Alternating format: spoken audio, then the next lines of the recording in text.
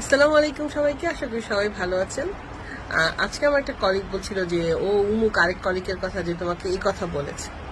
তো আমি তাকে একটা কথা বলেছি যে দেখেন, সবাইকে প্লিজ করা আমার পক্ষে সম্ভব না, কারণ আমি একজন মানুষ। আমার স্বভাব কারো খুব ভালো লাগতে পারে, কারো মোটামুটি ভালো লাগতে পারে, কারো একদম ভালো লাগতে পারে না, মানে খুব খারাপ লাগতে পারে।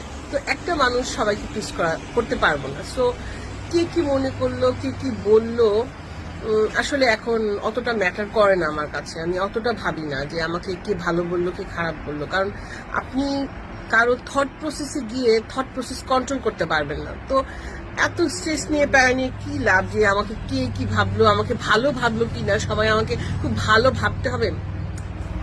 ওই সময় পার হয়ে গেছে। এখন মনে করি যে হ্যাঁ, নিজে ভালো থাকবো, নিজে সুস্থ থাকবো, নিজের কাজ করে যাব, আর শান্তিতে থাকতে চাই একদম টোটালি।